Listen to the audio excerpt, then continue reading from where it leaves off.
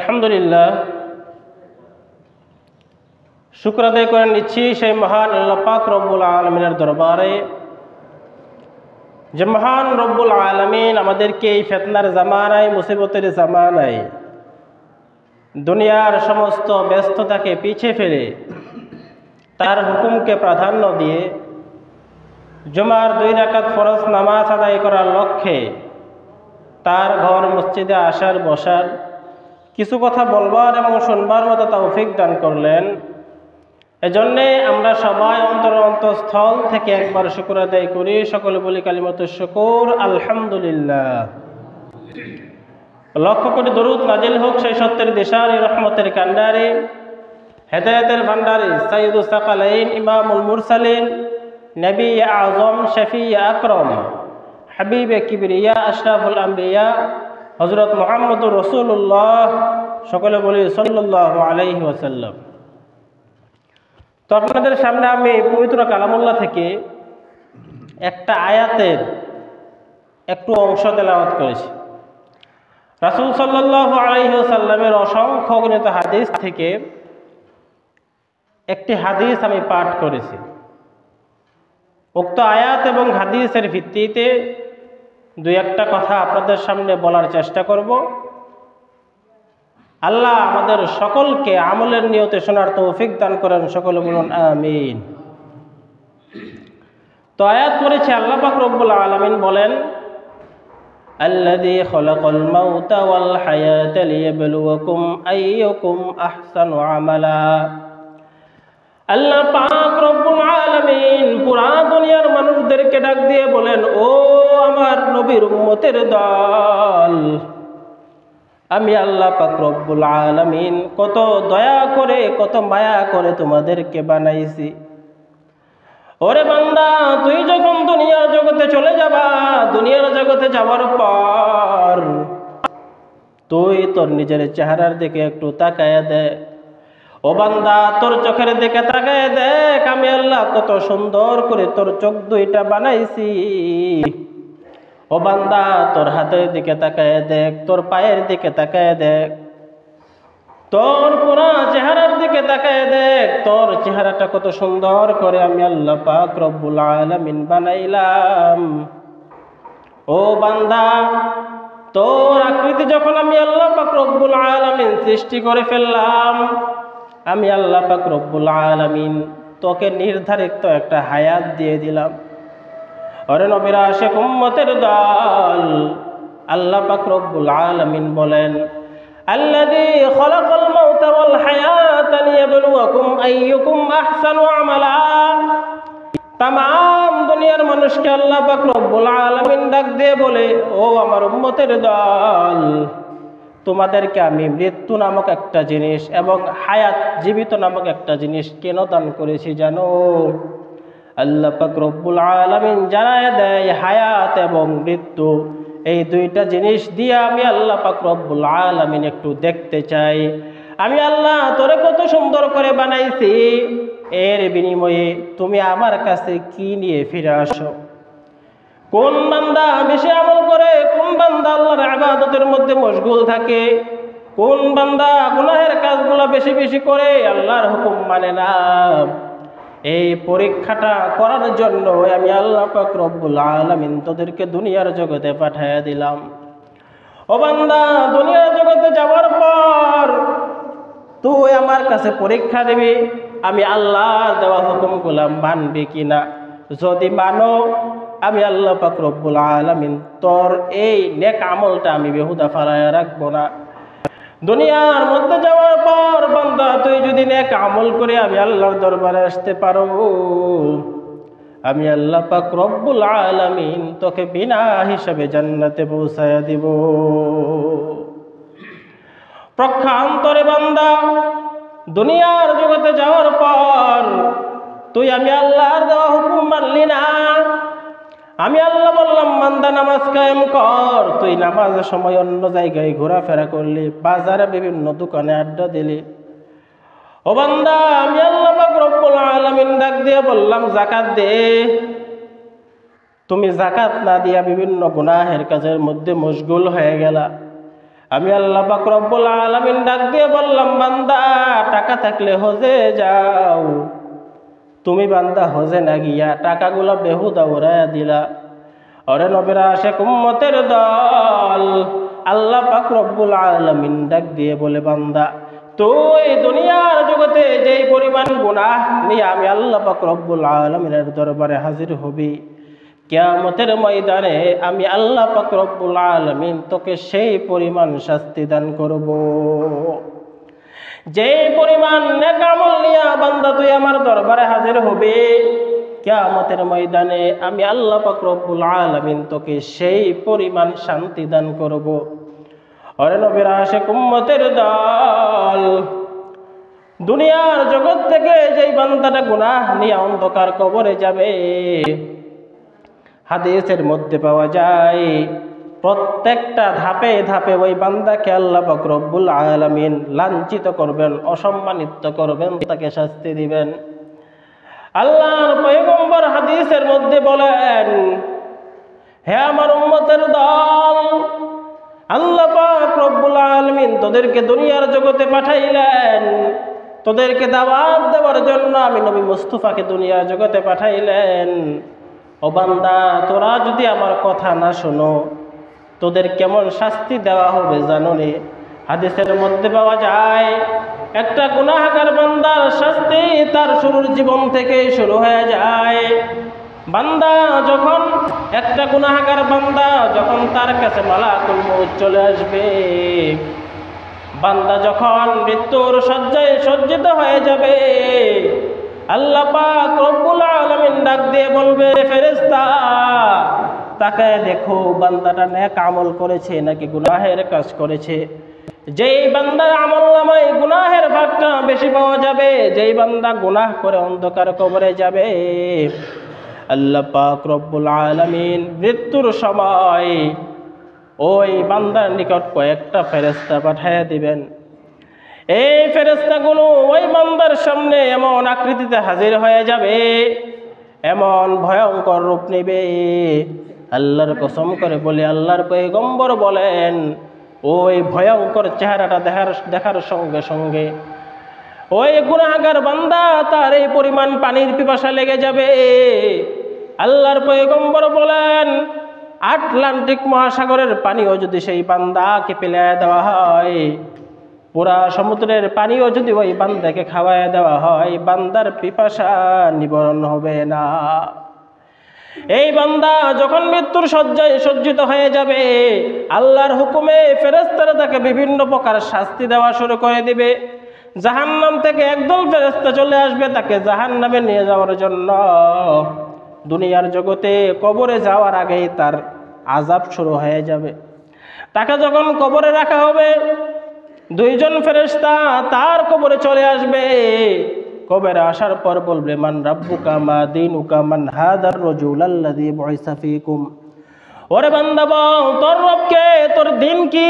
ওই ব্যক্তিকে যাকে দুনিয়ার জগতে প্রেরণ করা হয়েছিল। গুনাহগার বান্দা শুধু বলবে, হা হা লা আদরি, আফসোস আফসোস, আমি কিচ্ছু জানি না। তখন আল্লাহ পাক রব্বুল আলামিন আসমান থেকে ডাক দিয়ে বলবেন, ফাইনাদি মুনাদিন মিনাস সামা আন কাযাবতা আবদি। আল্লাহ পাক রব্বুল আলামিন ডাক দিয়ে বলবে, ও ফেরেশতা, এই মিথ্যুকটারে ধর। আন কাযাবতা আবদি, এই মিথ্যুক আমি আল্লাহর কথা বলতে পারে না, এই মিথ্যুক তার ধর্ম কি সেটাও বলতে পারে না।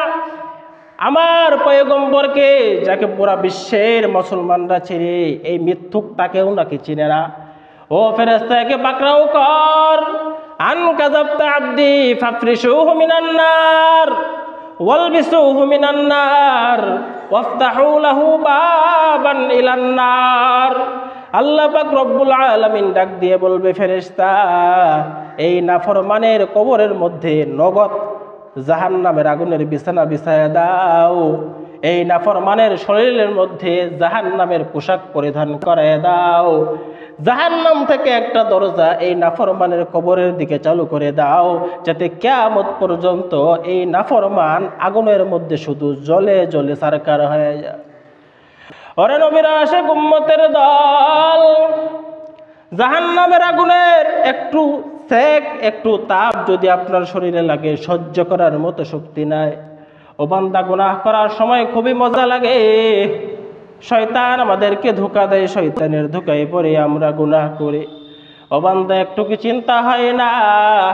আপনার আমার কবরের মধ্যে রাখার পর যদি জাহান্নামের পোশাক আমাদের শরীরের মধ্যে দেওয়া হয়, যদি জাহান্নামের বিছানা আমাদের কবরের মধ্যে দেওয়া হয়, যদি জাহান্নাম থেকে একটা দরজা আমাদের কবরের মধ্যে, কবরের দিক করে খুলে দেওয়া হয়, কি উপায় হবে তখন? ওরে নবীর আশিক উম্মতের দল, শুধু এখানে শেষ নয়, আল্লাহ পাক রব্বুল আলামিন কিয়ামত পর্যন্ত তাকে কবরের মধ্যে আগুন দ্বারা জ্বালাবেন।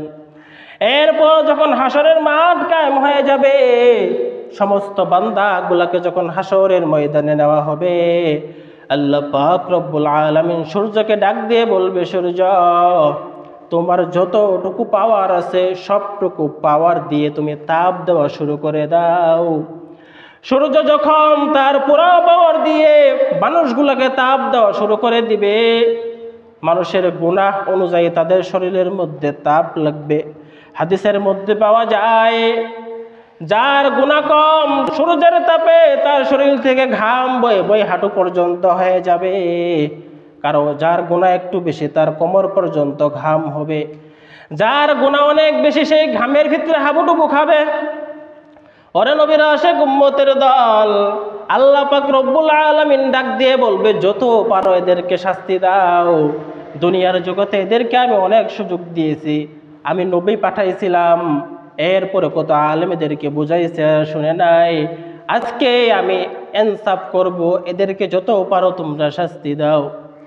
এই মানুষগুলা সূর্যের তাপের কারণে তাদের মাথার মগজটা টকবক করে বলকানো শুরু হয়ে যাবে। এরপর আল্লাহ পাক রব্বুল আলামিন ডাক দিয়ে বলবে, রে ফেরেশতা, এখন হিসাবের কাজ শুরু করে দাও। যখন হিসাবের কাজ শুরু করে দিবেন, আপনি দুনিয়ার জগতে কোন জায়গায় গোপনে কি গুনাহ করেছেন, সমস্ত গুনাহগুলো আপনার চোখের সামনে চলে আসবে। আপনি এমন জায়গায় গিয়ে গুনাহ করলেন যেই জায়গায় কেউ আপনাকে দেখে না, দেখে কে? আল্লাহ পাক রব্বুল আলামিন দুই কাঁধের মধ্যে দুইটা ফেরেশতা রেখে দিয়েছেন। ওই ফেরেশতাগুলা কেউ না দেখলেও তারা আপনার ওই গুনাহের কাজটা লিখে রাখে। যখন আমলনামাগুলা মানুষের কাছে দেওয়া হবে, মানুষ তখন আফসোস করে বলবে, মালি হাদাল কিতাব লা ইগাদিরু সগীরাতাও ওয়ালা কাবীরাতান ইল্লা আহসাহা। মানুষগুলা বলবে, হায় হায়, এটা কেমন কিতাব, এটা কেমন লেখা। আমি গোপনে একটা গুনাহ করেছি, সেই গুনাহও দেখি এটার মধ্যে উঠে আছে। আমি গোপনে একটা সওয়াবের কাজ করেছি, গোপনে একটা মানুষকে আমি সাহায্য করেছি, সেটাও এখানে লেখা আছে। মানুষগুলা আফসোস করে শুরু করে দিবে। আল্লাহ পাক রব্বুল আলামিন যেই বান্দাটা ভালো, তার ডান হাতের মধ্যে আমলনামা উঠায় দিয়ে বলবেন, বান্দা আমলনামা পড়ো আর বিনা হিসেবে জান্নাতে চলে যাও। আর যেই বান্দাটা খারাপ, আল্লাহ পাক রব্বুল আলামিন ডাক দিয়ে বলবে, ফেরেশতা, প্রত্যেকটা কাজের মধ্যে একই শাস্তি দাও, কোনো একটা কাজ শাস্তি ছাড়া তাকে পার করানো যাবে না। ওরে ফেরেশতা, এই গুনাহগারের হাতে আমলনামা দাও, তবে আমলনামা ভালোভাবে দেওয়া যাবে না, তার আমলনামা পিছনের দিক থেকে দিতে হবে। তখন আল্লাহ পাক রব্বুল আলামিনের ফেরেশতা ডাক দিয়ে বলবে, হে মালিক, পিছনের দিক দিয়ে আমলনামা কেমনে দেবো একটু জানতে চাই। আল্লাহ পাক রব্বুল আলামিন ডাক দিয়ে বলবে, রে ফেরেশতা, এই গুনাহগারটাকে আমি দুনিয়ার জগতে অনেক কিছু দিয়েছি। গুনাহগারটা গুনাহ করেছে, আমি আল্লাহ ভাত বন্ধ করি নাই। গুনাহগারটা গুনাহ করেছে, আমি আল্লাহ পানি বন্ধ করি নাই। এই গুনাহগারটা আমি আল্লাহর দেওয়া সব নিয়ামতগুলা ভোগ করছে, আমি আল্লাহকে মানে নাই। অতএব আজকে আমি আল্লাহর সাথে তার কোনো সম্পর্ক নাই। তার বুকের ভিতরে দিয়ে শ্রাবল দিয়ে একটা ছিদ্র করে ফেলো।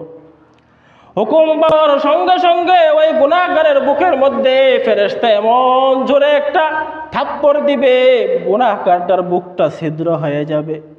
ওই গুনাহগারের বুকটা যখন ছিদ্র হয়ে যাবে, ফেরেশতারা ডাক দিয়ে বলবে, হে মালিক এখন কি করব? আল্লাহ পাক রব্বুল আলামিন ডাক দিয়ে বলবে, রে ফেরেশতা, ওই ছিদ্রের ভিতর দিয়ে গুনাহগারের বাম হাতটা ঢুকাইয়া দাও, বুকের ভিতর দিয়ে হাতটা ঢুকাইয়া পিছনের দিকে নিয়ে যাও। আল্লাহর হুকুমে ফেরেশতা গুনাহগার বান্দাগুলার বুকটা ছিদ্র করিয়া তার বাম হাত যখন পিছনের দিকে নিয়ে যাবে, আল্লাহ পাক রব্বুল আলামিন ডাক দিয়ে বলবে, এখন তার হাতে আমলনামা দাও, সে কি কি গুনাহ করেছে। ফেরেশতারা যখন তার হাতে আমলনামা দিবে, হাত তো পিছনের দিকে, চোখ তো সামনের দিকে, দেখার সুযোগ নাই। তখন ফেরেশতারা ডাক দিয়ে বলবে, হে মালিক, এই গুনাহগার তো তার আমলনামা দেখতে পারতেছে না, সে কি কি গুনাহ করেছে, তার চোখ তো সামনের দিকে, কেমনে দেখবে? আল্লাহ পাক রব্বুল আলামিন ডাক দিয়ে বলবে, রে ফেরেশতা, এই বেয়াদব আমার কথা শুনে নাই, অতএব আজকে তার প্রতি আমার কোনো মায়া নাই, তার ঘাড়টা মটকায়া পিছনের দিকে নিয়ে যাও, যাতে করে বান্দা তার আমলনামাগুলো দেখতে পারে। একটা মানুষকে যখন তার বুকের মধ্যে ছিদ্র করা হবে, সেই ছিদ্রের ভিতর দিয়ে বাম হাত ঢুকায় দেওয়া হবে, এরপর ঘাড়টা মটকায়া পিছনের দিকে নিয়ে যাওয়া হবে।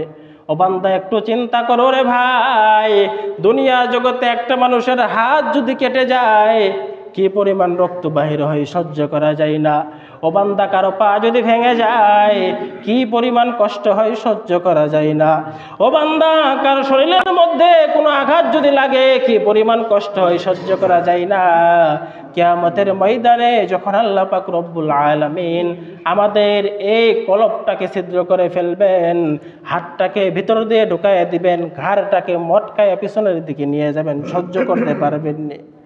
সহ্য করার মতো কোনো উপায় নাই, কারণ আল্লাহ পাক রব্বুল আলামিন বারবার সতর্ক করে বলে দিয়েছেন, হে বান্দা, দুনিয়ার জগতে তোমাকে আমি স্বাধীনতা দিয়ে দিলাম। আল্লাহ নিজেই বলে দিয়েছেন, যতই বাড়াবাড়ি করো আমার কাছে আসতে হবে, আমি কিন্তু তোমাকে এমন শাস্তি দিব যে শাস্তি তুমি সহ্য করতে পারবা না। ওরে নবীর আশিক উম্মতের দল, শুধু তাই নয়, এই গুনাহগার বান্দা যখন তার আমলনামাগুলো পড়া শুরু করে দিবে, তার এই পরিমাণ গুনাহ যখন সে দেখে ফেলবে, বান্দাটা নিজের দাঁত দিয়ে নিজের হাতের মধ্যে কামড়ানো শুরু করে দিবে। হায়, দুনিয়ার জগতে কি করে করে সময় কাটাইছি, দুনিয়ার জগতে কত অলসতাই, কত জায়গায় বসে বসে সময় কাটাইছি, যদি একটু আমল করতাম।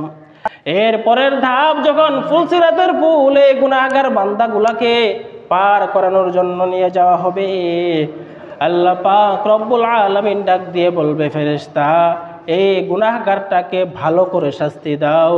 সমস্ত বান্দাগুলা ফুলসিরাতের পুল পার হয়ে যাবে, কিন্তু যেই বান্দাগুলা গুনাহ করেছে, যেই বান্দাগুলা গুনার কারণে তাদের অন্তর খারাপ হয়ে গিয়েছে, এরা যখন ফুলসিরাতের পুলের মধ্যে উঠবে, আল্লাহ পাক রব্বুল আলামিন ওই ফুলসিরাতের পুলটা এই পরিমাণ ধারালো করে দিবেন, পা দেওয়ার সঙ্গে সঙ্গে পায়ের গোশতগুলা কেটে, হাড্ডিগুলা কেটে সঙ্গে সঙ্গে জাহান্নামের আগুনে পড়ে যাবে।